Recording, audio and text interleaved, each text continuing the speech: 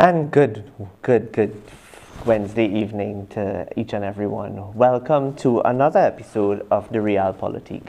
Now, we are on the verge of a UNC internal election. In a matter of 4 days, on the weekend, the United National Congress will conduct its internal elections for political leader.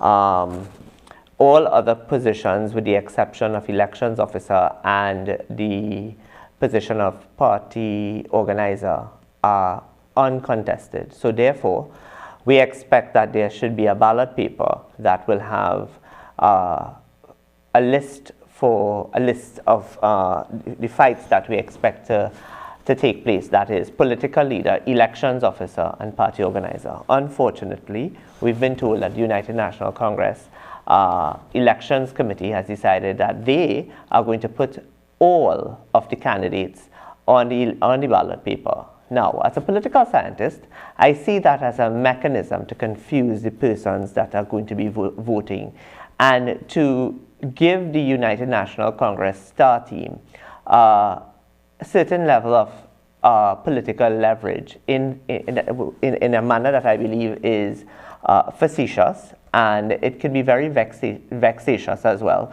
because they are placing persons who have already won their positions, having been uncontested in the run-up to the internal election. Therefore, it makes absolutely no sense for an internal election ballot paper to hold all the positions, even those that are not contested, because, as I say, they already won. Now, I also say that I see it as a way of the UNC star team looking at it from a numbers game, and they would give themselves a pat on the shoulder at the end of the day, depending on the results, for those who have won, when really and truly they won because they won by default, and they won by the fact that they didn't have an opponent. Tonight, I speak to the chief resident and the chief opponent of Mrs. Kamala Persad-Bissessar. Tonight, I speak to a man who has been elected to the position of Member of Parliament for Barataria Samoa for 23 years, a culmination of 6 general elections. The only time that Dr. Fuad Khan did not win, or he did not hold the seat of Barataria Samoa between 1995 and 2020 was during the period 2007 and 2010, when the UNC and the COP failed to come to an alliance, and Dr. Khan was not selected by political leader Mr. Pandey to run for as the incumbent for his seat. All other times, Dr. Khan won. So he's a history maker. One, he has been etched in the history books of Trinidad and Tobago as the only member of parliament to hold a seat, a marginal seat, for 23 years. He has been elected deputy speaker of the parliament. He went in 1995 as deputy speaker. In 2000, he was minister in the Ministry of Health. In 2010, he was deputy speaker until 2011, when he went in as Minister of Health. So Dr. Khan has had a wide and a vast range of opportunities to learn both the operations of the parliament, both the operations of the ground, in terms of how do we work, how do persons and how do we as individuals and citizens understand the working of the politics on the ground. And he comes to the table, and he comes on the ballot paper, I should say, with not only a vast amount of experience at the ground level. He comes in as a professional and a very strategic one. He comes in with a lot of years of political experience. So therefore, he also has, he is of good political, what we would call the upper echelons of the politics. So tonight, I welcome the opponent and the only person to have the gusto to face Mrs. Kamala Persad-Bissessar in 2022 for political leader. I bring to you Dr. Fuad Khan. Good evening, Dr. Khan. Hi, Shane. Thanks so much for that introduction. Thank you for joining me. and thank you for coming on board and being part of the this show. And it gives me the opportunity to get for the wider society to get to know you a little better and to ask you some questions that has arisen from the social media and to ask you some direct pointed questions as to how you intend to make this happen. So let's start. Why are you such a formidable opponent to Mrs. Prasad Bisesa? Well, Shane, when you look at it, I began my political career in 1995 with Mr. Basdev Pandey and Ms. Kamala Prasad Bisesa, prior to 1995, was a member of the NAR.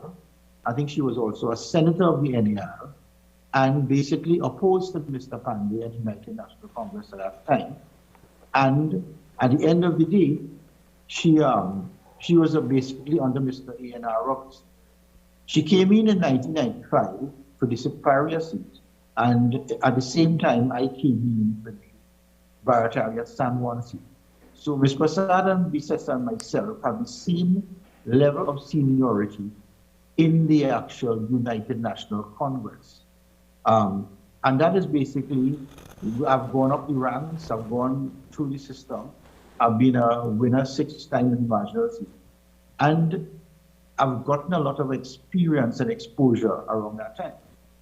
So Ms. Prasad Bisesa understands where my strength in political strategy, as well as my ability in winning political seats. But that is usually done in a free and fair election, where the person who is running the election is not the person who is managing the election, and also not the person who is running during the election, managing and running. So in those seats in Barataria San Juan, and the EBC running the election, and the EBC is not a candidate, and is not, as I say, not running for the EBC, it is a formidable, it could be considered a formidable opponent. Because at the same time, I'm also a senior medical doctor, surgeon, and I have a lot of goodwill throughout Trinidad and Tobago. So at the end of the day, to win 6 times in a marginal seat, you have to, one, know what you're doing, have good political strategy, and also be loved by the people who you represent. So that combination could give her some sleepless nights. I like that. I like that opening. Dr. Khan, there are people who say that you're not very serious in terms of you contesting the election. You have just entered the election for entering sake. They see you, and I'm telling you this from comments that I've seen. They say you're not serious because of your theatrics. How do you convince them otherwise? Well, Shane, when you look at it, it takes a lot of basically intelligence to use comedy and to let comedy work for your advantage in marketing yourself. I have an alter ego called Rashji, which I use with Squirrel, and also I am able to spin certain things, and I sort of change the movement, but the message is a serious message. Now, yes, Rashji does come across as somebody who is he's politically serious, he's grassroots, he comes across as being somebody who is from the street, and he has this psychic squirrel. So they use that to say that I am not serious. But when you look at the Ukraine president, the Ukraine president, Zelensky, used comedy to his advantage to get his message across. And not everybody could use comedy to the extent and get a positive and a serious message across, while the people, they lap it up because they say, wait, this is not a politician, this is not whatever it is, this is somebody else. And we are able to transcend the barrier of the old politician coming and send a message which they seem to absorb and understand. Like when I had another thing with a girl walking through a door, really dynamic woman, and I said, yes, she has gone to vote for Dr. Fuad Khan. That brought attention to Dr. Fuad Khan and the vote and the party election. Then I did a Rash G, and I said for Rash G to, with Squirrel, if Squirrel will vote for me, and they said, Squirrel said yes. Now those are antics that make people laugh, make people say, you know, I like this. A lot of people love it. And you can't please, 100% of the people. Look at the Colombian election. The guerrilla guy got 50.1, 50.2% of the votes, and his opponent got 49.8. So we are going to get negative people and negative stories, but I'm telling you something. To have comedy in your life, it's a good thing. If you're totally serious all the time, and politics could kill you with a heart attack. But it's good to send the message out with humor and basically different systems. It takes a talented person to do that type of strategy. Now, when I do that, even the PNM listens to me, and we could turn them towards me if necessary. Now, you know, so you've justified and you're right. I remember when President Zelensky won the election, the headline said, "Comedian wins Ukraine presidential election." But now, you know, if people are paying attention to what is happening in the world, they would see that that very same comedian is very much armed in artillery and very much donning his army wear and fighting for the lives of the people of Ukraine, and walking, not just talking, but walking the talk. You've explained to us your antics and your strategies. Now, we all have the burning question about, and you've started the conversation with about the elections being free and fair. Now, I can say to you that I know, and I have on good knowledge, that you won the position of deputy political leader in 2012. However, you did not win the position of deputy political leader in 2012 because the leadership manipulated your votes to suit her wanting a particular individual to sit on the national executive. Now, I found that to be, and I found it to be because at the point in time I was involved in the party politics. I don't hide myself from that. I regret, there are days that I wish I could press reset, but that's a reality. That's a reality that I have experienced and you have experienced. And I don't know if you were aware that you did win and you did not, but you did not win, right? How do you then therefore deal with the prospect of voter rigging and the rigging of this election?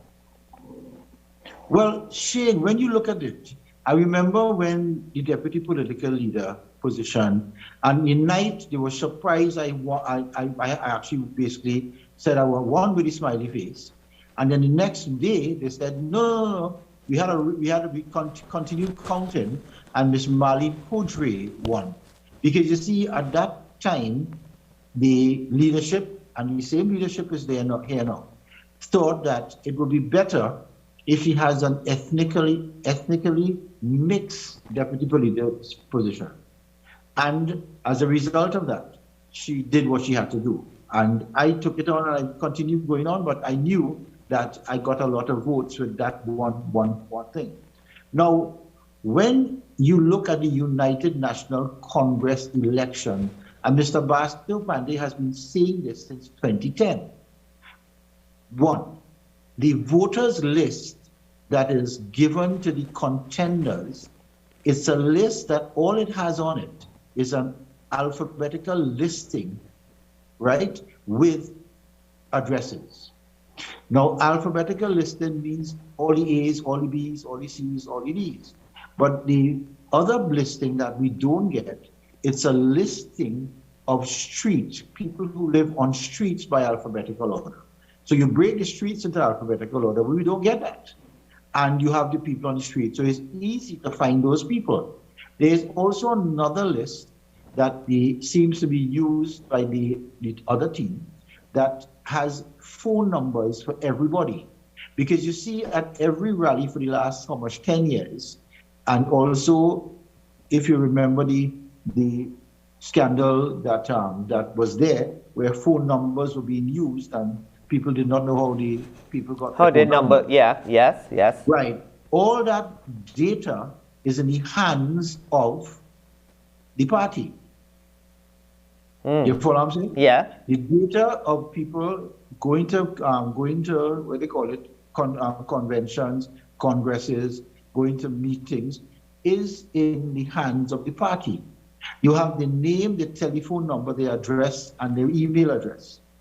That is being used right now as we speak, where people are from the, basically, I don't want to say the party and get myself in trouble. People are calling around of people saying that, are you going to support this Kamala Prasad Nisesa as your leader? Will you be giving her your vote? Those are things that are being happening right now as we speak from the other team. They have a list that is not given to the contenders, such as myself, Ramona, or Glenn. They have that list, and they are calling and using that list. Now, why did I go into the lion's den, and I knew this was going to happen? Vasant experienced it. I think Rudal experienced it, and now I am experiencing it. Now, Shane, what I want to see is if a party is so unfair, if the leadership of a party at present is using these levels of unfair tactics to stay in power, and at the same time, I understand that the members of parliament, the councillors and the aldermen, and who want to be aldermen and who want to be councillors, their roll call of people that they bring to the meetings is being done and checked off how many people. They are told that they have to go and bring so many people to vote for the leader. They are told that if you don't do that, well, we look at you kind of funny and you won't go back to your seat. The people in the party right now are living under duress and they're living under fear. And I say to you this evening, Shane, if ever I am successful, if I hope to be, no one will live under this fear of a maximum leader cutting you off and socially destroying you or canceling you. You have nothing to worry about. I will not do that. I will not go that line. We will go back to the days of the camaraderie of the United National Congress. So basically, if it's such that you have to be dishonest and unfair tactics to stay in power as a leader, I am shuddering to think that the members of parliament and the councillors, etc., are supporting this rubbish, and they are going to pay the ultimate price as the majority of people paid it before when they were no longer useful. On that note, Dr. Khan, we're going to take a break and come back. I have a follow-up question for you when we return. So we take a break and we'll be back. This election is not about me. This election is about those people out there. This election is not about me. This election is about their party. Vote for Dr. Fuad Khan as party leader. Let me use my experience to make the party win again.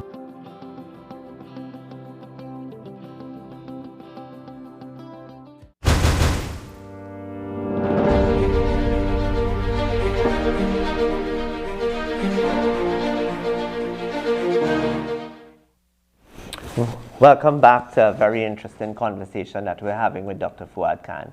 And I said before the break that I had a follow-up question to him. So Dr. Khan, my follow-up question to you is this.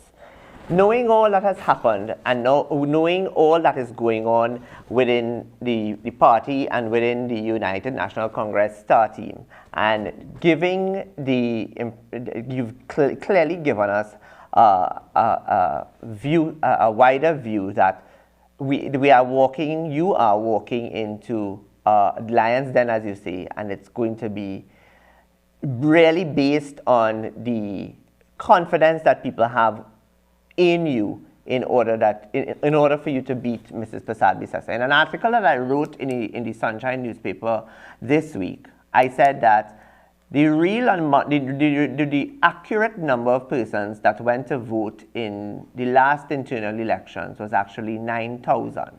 However, Mrs. Prasad Nisesa had the numbers changed and the machinery had the numbers changed to about 11,000 votes, so that it looked like it was like by a huge landslide margin. Given the fact that Mrs. Prasad-Bissessar has lost the 2020 general election, an election that she should have won, and an election that should have had the UNC in government, taking into consideration they were up against a very unpopular prime minister and an unpopular government. Taking into consideration that she has lost 2 general elections and she comes across as being dictatorial in her leadership now, what happens to Dr. Fuad Khan if he loses this election? Shane, I will cross that bridge when I reach it. I am hoping that the membership of the United National Congress will not succumb anymore to this sort of victim syndrome and this, as I say, gender politics that is being done right now. And saying to people, well, therefore we love this and we love that. And basically, I hope they have an understanding that they are moving forward into a losing process. And a strategic leader who is giving you losing strategy. We have to think differently and change the dynamics. Now, anybody who has challenged Ms. Prasad-Bissessar has always been either left out like Vasant, and Rudal Munilal has now gone under her as deputy political leader. He has basically decided that he is not as good as she is, and he waits his time. So, what will happen to me? Politically, I am all for the country of Trinidad and Tobago, but right now, I believe that the time has come for the United National Congress to be structured in a very, very dynamic manner and a proper structure with somebody who is there at the head 100% of the time, not split between trying to figure out parliament and trying to figure out the party, just to hold on to a position to say that you're in power. The day a maximum leader is finished, because we have gone clear into the internet digital world with the metaverse and everything is coming. One person alone cannot manage the party as well as the parliament. However, a dual system where somebody manages the parliament fully and somebody manages the party fully, we could develop a structure that is so strong that it will rival PNM for the next 50 to 70 or 100 years. But it takes this kind of movement to develop that foundation now.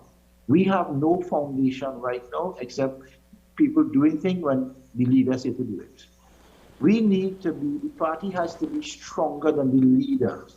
The party has to be able to be structured in a manner where during January and July, take the EBC list and party groups have to be functioning and moving and looking and developing.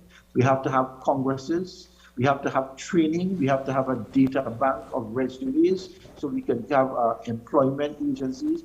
Employment is a big problem. The party needs to work.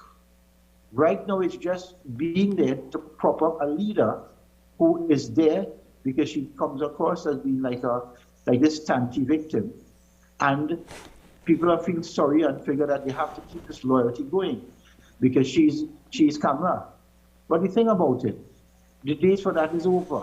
Is either you want to win an election and have a structured approach, or you want to just hold on to a sort of a subliminal loyalty and your party disappears.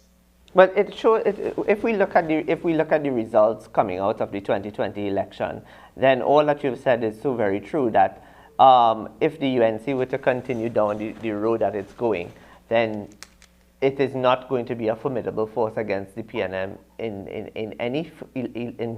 any incoming election. With that said, though, and you started the dialogue and you started the conversation before I could ask the question, tell us, in your words, describe to us Dr. Fuad Khan as political leader of the United National Congress. Dr. Fuad Khan, as political leader of the United National Congress, will confine himself to party affairs. One, start a process of proper registration and fairness, so anyone could come and get the listing. It will should be online if they want to be, and you have to have a password to get and a membership to get that document. We will use that data to develop party groups, party structures. Rather than having 10 party groups in one constituency, we will have what we call a franchise system, where you have a system where the top level is the party group and everybody else are extensions of it. So at a moment's glance, you know exactly what street, who on what street, and what person who has assisted you on what street, what house, and who are supporting you. Two, we will then start the Congress as it's supposed to be done, and assemblies, the women's arm, the youth arm, and other things, the party school. We will also be going on a drive for membership in the marginal seats of this country, looking at the polling divisions and where we did well and where we didn't do well in the marginal seats. We will be looking and attacking how we can increase the votes at the polling division level, the PD level, not just the constituency level. We will put people in charge who are committed and will be paid a salary to do it. And basically, we will have focus groups among the women, among the youths, among the elderly, among whoever it may be, to find out what is the way forward. There's a digital world outside there, but UNC is still stuck in the old world. If you look at the meetings, if you look at what's happening there, it's all old strategy, all busing strategy. That does not make much sense. Those days, there's a time and place for it, but at the end of the day, we have to be a little more innovative. And Fuad Khan is going to confine himself to dealing with party issues and delegating the strength and also inviting back people like Mr. Bastille Pandey, Winston Dukaran, Fazal Karim, Both Tiwari, Christine Nuwalo, Carolyn C. Prasad Bichan, Prakash Ramada, and mix them with the new people, giving them training for bills in Parliament and how we should do it in a party school, make them speak, how to speak, what sound bites to use, and how to develop that level of sense. So it will be structured as well as parliamentary assistance. Okay. So you've described to us what it's going to look like in terms of the dynamic between yourself as political leader and Mrs. Prasad-Bissessar as opposition leader. But Mrs. Prasad-Bissessar over the years has had a divide and conquer approach to these internal elections. And you've made mention to it because you've spoken about Vasant Bharat and you've spoken about Rudal Munilal literally taking the debate of the dangling, and Mrs. Prasad-Bissessar is very much known for dangling the carrot on the stick approach. We could use example, and I know he won't mind me calling his name on air, but Attorney at Law Mr. Rishi Tripathi can testify to that. For a party that was built on one love and a party that was built on unity, why is there so much hate within the United National Congress now, Dr. Khan? This hate started in 2010. It started in 2010. Remember when Mr. Pandey was, they said, no longer attractive because he was kicked out of Parliament for using a laptop. Being kicked out of Parliament for using a laptop, they had to find an opposition leader because he was no longer opposition leader, he had lost his place for a laptop. Mr. Jack Warner and others came about and they put Ms. Kamala Prasad-Bissessar as the leader at that time. And she was able to weave her magic in the office of the opposition leader and basically the Renzi complex, the Secretariat. The secretariat, and was able to convince certain people that she was the better choice. When you got that, and you had the awesome foursome, and people started to say no, they want Kamala. It was supposed to be Ramesh, but they said no, Kamala is more attractive and whatever. And if Jack Warner and the others were able to convince Ms. Prasad Visesta to take the leadership role, and Jack was pretending at the time not to be, he was going chairman alone, and that was the 2009 election. I was part of it as the vice chairman because I was told I could not be the chairman because that was designed for Jack. Yes, we won. You were there too, Shane, as the international officer. And we were able, during that time, the Manning called the election. I was hoping that we would have had a unity approach there. Next thing you know, the Pandays were out. This one was out, that one was out, and they started to build this way. We went into the government, and when we went into government, the COP fraction started to be decimated, and especially Ms. Carolyn C. Prasad Vicha. She was attacked in San Fernando West and was not given the tools to work it. And we ended up losing the 2015 election because of the strategy of those in the leadership position in the government. I'm talking politics, I'm not talking cabinet. Mm-hmm. No. After that, the hate continued. Pandey was attacking vitriolic. He tried to have meetings with no success. Jack Warner was thrown to the wayside. Vincent Dukaran left. Prakash was trying to hold the line, but he wasn't able to manage the whole thing. And that's how it went on. So when you look at exactly where did all this disunity start? It started when we went into office in 2010. Because remember, first person went was David Abdullah. Then everybody started to get fired every so slowly. Every second day, people started to get fired. And it created a hate. Gypsy got angry in 2015 because he was part of the Ramjack system. Yes. And he was responsible for Ms. Kamala Prasad Visesta there. And he always said to me, Fuad, she was his boss. When they refused to take him by basically doing some research in Mayaro and said the numbers, the same way they used the numbers in the internal election of the United National Congress, they used the numbers against Gypsy and Mayaro, and that created a hate, and Gypsy could not get an audience with the leadership, and he left. And he was angry because he really gave his body and soul to it. So the hate continued because of lack of dialogue, lack of unity, lack of the ability to go in there and troubleshoot. Because guess what? Maximum leadership, and I'm going to be a little blunt now, of course, has to be brown nose. You have to go up the ladder on all fours. You cannot climb up the ladder with your hands. You have to bend over and creep up the ladder, as what is happening right now in the United National Congress. Once you creep on all fours, you are going to be stroked until it's time to discard you. I am saying to them, those days have to be coming in, as I say, they are over.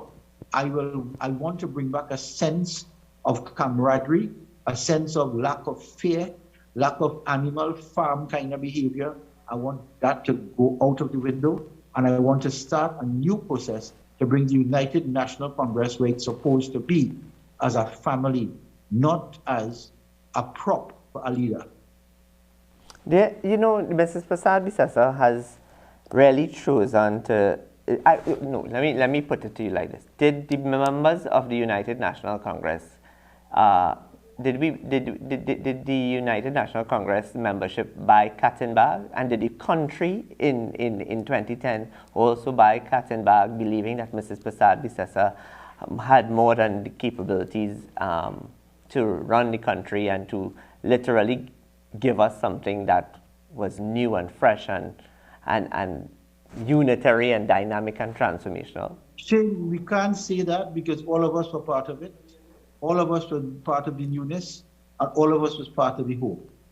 Unfortunately, right, what took over afterwards I don't know if you saw the show, The Shining with Jack Nicholson. Mm-mm. The family went into the hotel, and an evil spirit took over Jack Nicholson's body, and he started to want to kill his wife and his son and everybody else. Apparently, that kind of evil spirit may have taken over and dealt us some serious blows in 2015, 2020. Because when you look at it, she fired 20 ministers over a 5-year period. The most amount of ministers ever fired by any prime minister in any country in modern history.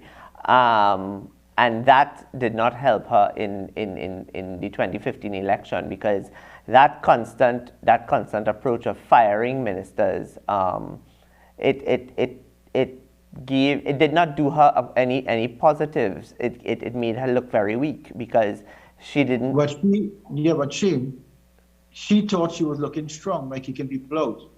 Yeah. She played to the audience. Whatever the audience wanted and shouted hard enough, she played it. Jack Warner was the biggest casualty that ever happened. That should never have occurred. Colin Partap, Hubert Volney. I mean, I could go. I called.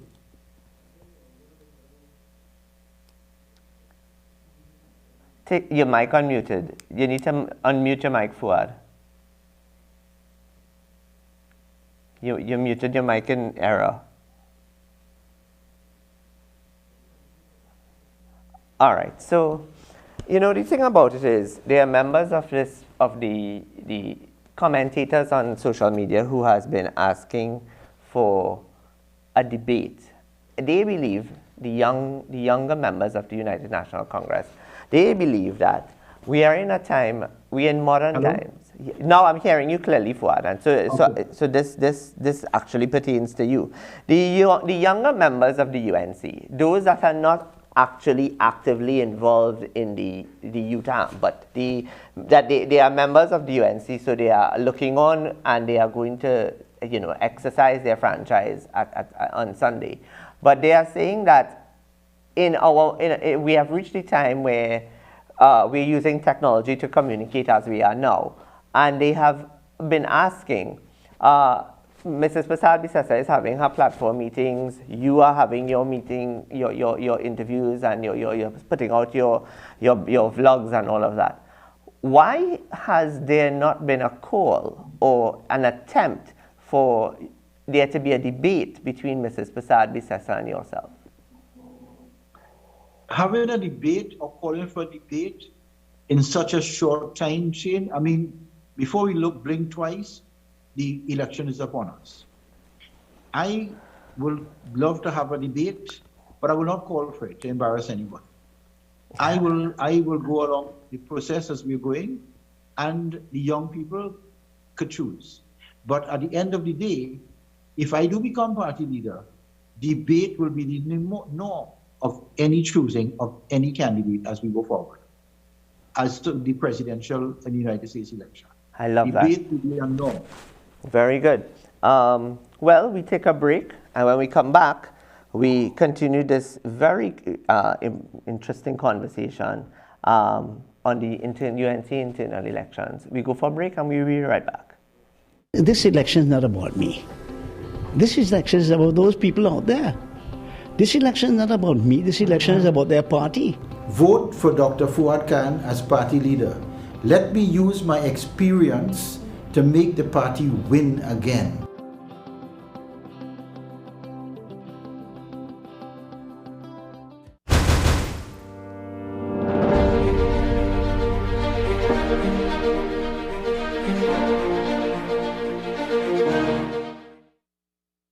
Welcome back to our discussion. Dr. Khan, one of the things that is important in any political institution is the plans for the party going forward, and you've highlighted those plans very eloquently for us. But what seems to be missing in the equation is succession planning. How do you, as political leader, intend to deal with the whole notion of succession planning? Because there seems to be a vacuum of only a small cadre of persons that may qualify to be successors or successive leaders going forward. But there needs to be a wider range, and the UNC is yet to see a colored person or a mixed race person or a black person rise to the top of the party in terms of leadership. We've gotten to deputy political leader and they've gotten to chairmanship. But how do you intend to put the structures in place as it pertains to succession planning? Okay, Shane, if you realize that there's a one-man, one-vote system for NATEX. Yes. But it's not a one-man, one-vote system for other things. Correct. There is a delegate sort of system that comes to the Congress, that comes to the, I think, Assembly and different things. What we will start to promote is the delegate system to, as they say, choose people who they think would be possible leaders. And those people will be able to present their case as in the primaries, etc., of the presidential elections. We will have what they call primaries. So everybody, even the incumbent, will be on that stage developing the process and, as they say, answering questions from a diverse amount of people with a spokesperson or spokesperson. And this will be an ongoing process on a, let's say, a 2-yearly process or 3-yearly process, or before, how the delegates want to do it. So it won't be just a one-man, one-vote system. It'll be a delegate system to choose succession, leaders, etc. And that will be for the upper level. The lower level, we will also use the one-man, one-vote system or the delegate system. But at the end of the day, what I would like to suggest, if I do become successful, I will put people in the marginal seats now to work it. I will choose based on, after structuring the party within a given time, let's say 3 months, 6 months, we will choose our MPs, elect, right now, and start working the ground in all the marginal seats. Now there's a situation happening. I'm seeing that there are housing schemes coming up. There are housing schemes being built as we speak in very key areas. The other day I drove through Princestown. I saw a brand new development coming on. There's one that is in Marabella. There's one that is down in, they're all over, right? So the government is clearly on a drive of its own. And we all know what happens when it comes to housing in this country. If we continue down the road, and I'm saying we because I'm of the belief that the internal elections of the United National Congress affects all of us as citizens of Trinidad and Tobago and how we go forward in the future. If the UNC continues losing, there may never be a UNC again. How do you deal with that? A UNC, on its part that it has chosen, the members have chosen over the last couple of years, are on a path of destruction of the party. It's not sour grapes, but it's what is happening if you look at it. It's a path that is designed by fear and by suppression, and support by suppression or support by fear. Those things will only last so long. We have to go on a chart and a course where we look at possible unification and coalitions with other main players. You have the Watson Duke PDP fraction for Ali Augustine. You have the Gary Griffith National Transformation. You have the other parties basically coming up. You have a lot of members from the COP outside there waiting. We have to be able to be attractive enough to bring that level of coalition politics for the future. If you don't have somebody there who can do that, it's your detriment. And sometimes, as in NAR, Pandey gave up leadership of his 10 seats to give A&R Robinson with his 2 seats the leadership. And the thing about it, Shane, coming to think of it, the same thing that A&R did to the NAR, by firing and everything else. Kamala, who may be trained under the NAR, did the same thing when we made it office. That's a very true statement. The next thing that I want to ask you is, the minute an internal election is called in the UNC, especially under Mrs. Prasad, under Mrs. Prasad Bisesa for the last 10 years, there's this she becomes automatically vicious to any opponent of hers. We've seen it happen with Rudal, we've seen it happen with Vasant, and we've even seen it happen to you. And you and Mrs. Prasad Bisesa entered the parliament in the same year and were members of the same government and have been friends for all those years, 20-something years.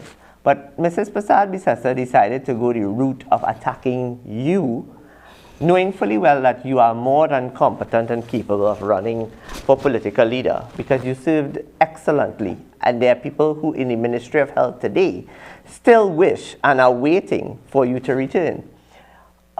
Why does Mrs. Prasad Bisesa take that very vicious approach? Well, Shane, you only attack people that you fear. You do not give people the time of day who you don't fear. And at the end of the day, you have to, if you fear them or fear their ability, you will attack them. So when I tell you that people like Rudal and Bastan, they vote themselves in a thing. They're very strong debaters, very competent people. And when they went after leadership, basically, the Tanki approach and this approach and the superior woman's approach and that type of thing. Remember, this internal election is not an election that is free and fair, run by an independent body. It's not. It's run by people who are taking part in the election and who has the control of the administrative body. If it was a free and fair election, where it had something like an EBC running it, the results would be much different. Do you think that there are members of parliament that exist now in the opposition that are not happy with the way things are running, the way things are going, the approach to debates and that sort of thing, that will, do you think that it's possible that you can get some of them to lend support in the run-up to Sunday and have them get their members to vote in your favor? Have you started that process? No, Shane, I'm not going to compromise them because I know the viciousness and the vindictiveness of the person that will attack them. If I don't win, they'll be good committing political suicide if I'm just talking to them, and I will not compromise them. However, if they think they want to continue along this manner, then they have to continue. If they think that they need a change and cause a weakness in the dictatorship, then they will do what they know how to do, which I did in the time when they had Carlos John, Kamala Prasad Bisesa, and Ramesh fighting for the deputy political leader position. I made sure I gave everybody free access. Okay. Mrs. Do you really believe that if you win the election and you become political leader and you are on Monday morning, the headlines say Fuad wins, do you think that you're going to be able to have a sit-down conversation with the opposition leader? Of course. Will she? Do you think that she is that amicable? Well, I do hope she's mature enough to understand if she's speaking at her own game, and she's put everything in her that is in her favor, she will understand that there's a need for change. And if people like the system that I'm articulating, she will be wise to go along with it, because then she will be a prime minister once more.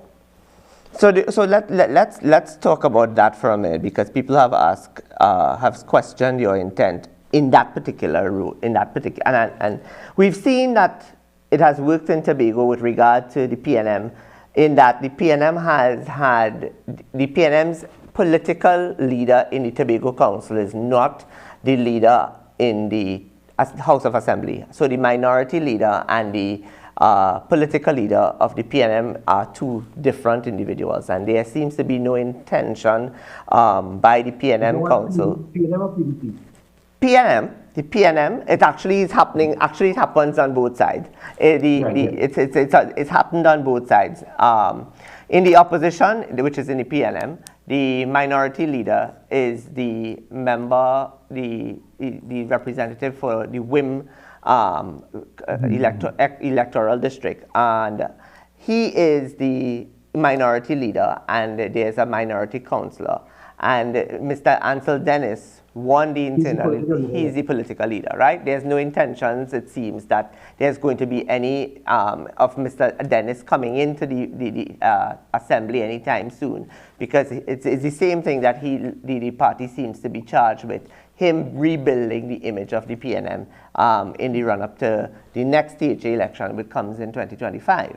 Now, that has worked in the opposition, that has worked on the PNM in Tobago. It is currently at work with the PDP in Tobago. And I have always said as a political scientist that Tobago has a lot to teach Trinidad, and especially the United National Congress. I am not sure that I am confident that Mrs. Prasad-Bissessar has the grace, is what I would use, the grace. She's not gracious enough to simply just sit down and chat with Fuad Khan as political leader. I think she's going to give you a hard time. Worse yet, if Ramona Ramdial and Dr. Glenn Ramdas Singh wins their positions in the internal election. Additionally, in the run-up to the election, we know that several members, 21 or 20 or 21 members of the slate, are unopposed, so they have automatically won their spots. But you've not objected. I have not heard you object to the names of these persons being on the ballot paper, which in my opinion is a mechanism to confuse the electorate. I do not object to anything. The time is too short to object to anything. So at the end of the day, we just have to go along with it. Yes, it's a way of confusing the electorate. Yes, it's a way of the process of the UNC hierarchy as we are now. Everything is done at the behest, and they put an election committee in place, and there's a puppet master about it. So at the end of the day, everything that you see there, look for the strings and look for the marionettes. And you will see the marionette voices are being there, but they're not there speaking. There's a ventriloquist. And the ventriloquist, and they're just mouthing up the words. We are in a sorry state in the United National Congress. There is nothing basically being done. There's no independence. There's nothing. It's all about fear and I hope, and basically all it is about is that towing a line of one person to keep them there and prop it up indefinitely. Where are we going to go in the United National Congress? Why? In the short few minutes we have again to go, convince. I challenge you now to convince your membership why they should really and truly vote for the smiley face. Every single thing you have done in the last 10 years has not worked. You have gone from election to election with the strategy of the person, and you have lost. I want to ask you something. Give me a chance. What do you have to lose that you've not lost already? But you have everything to gain. Because the structure is going to be different, the movement is going to be different, and the whole system of approach is going to be different. If you want a different movement, you have to work for it, because you have nothing to lose. But if you stay as you are, you will continue going down the same road of loss upon loss upon loss. So vote for me, and let's change the dynamics, and let us work to go into government using a stronger structured UNC. And my final question to you, with a few, like 4 minutes to go, where do you plan on housing your political party, Dr. Khan? Political, you mean the UNC? Yes. You as political leader. I'll be going back to Rienzi Complex. You're going back to Rienzi Complex. But there's And there's a UN. Eventually, then build another proper headquarters, as we should have done years ago. All right. The Ramona Ramdial has said she's put out a press release yesterday, I believe, about her opponent, Mr. Sylvester, being in bed with another political party.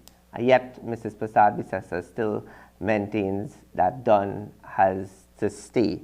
Now, Ramona is also saying, as she's looking on, she's saying, how can they do this in 3 days before an election, that the membership list for one side is different to that of the other side? So I come back again to you and the membership list. Your membership list is doctored, and therefore it has set it has clearly set the equilibrium of fairness off. You admit by your own admission, you say to us that this is an unfair election. But what happens if you win in the unfair election? Well, then we work to suit. We work it to suit. I want to say something here in the last few minutes to the membership of the United National Congress. If a leadership cannot run a true and independent, fair election, think what it will do to you. Think about it. If they are unfair in what their approach is, and the intrigue and dishonesty that is being done on the contenders and the other people who went before, let me tell you something. They don't have any remorse or sympathy when your turn comes. And let me add to you to what you just said. We could name some victims. We could name victims such as Stacey Rupnarain, Colin Partap, Ramona Ramdial, yourself. But Fazal I think Karim, Fazal Karim, Bo Tiwari, Vasant Bharat, Prakash Ramada, Carolyn C. Prasad Bechan, Subhas Pandey, Michaela Pandey. Yeah, Michaela Pandey. Yes. They, it has become a clique rather than a political party. And I think, in this day and age, and especially in the second decade of the 21st century, we really and truly need some vision and some level of transformation in the politics of our country. And I think, Dr. Khan, I want to wish you all the best on Sunday, and I do hope that I will be interviewing you next week as political leader of the United National Congress. So Thanks so much. And I hope the membership, please give the UNC a chance with me. I second that. Ladies and gentlemen, thank you very much for joining me this evening. This was an in-depth, very in-depth and important conversation with Dr. Khan, who has had 23 years of experience at the political party level, not only the political party level, but also at the parliamentary level, the electoral level. He has been winning his seat 6 times over. And had he gone in again in 2020, he would have been a member of parliament today. He gave way to the young Saddam Hussein, who is now running, who has been elected to the national executive, and who he worked with in order to secure that seat. Dr. Khan, from a personal perspective, I know believes in mentorship, and he's a transformational thinker. And I think, given my knowledge of him and taking into consideration my understanding of politics, I can safely say that the United National Congress can go places if it really and truly believes that in this new structure and this new vision, nothing in this lifetime remains stagnant. Nothing in this lifetime that we know stays the same. We are here today and we are gone tomorrow. We are just footprints in the sand. Now is the time for change to take place in this country, and change, serious change. Let us try to see if that change can start at the political party level before we enter into the national level. This was the Real Politique for tonight.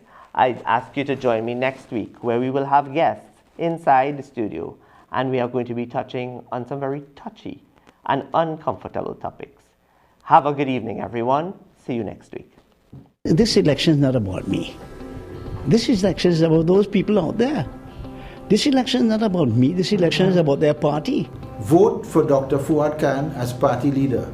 Let me use my experience to make the party win again.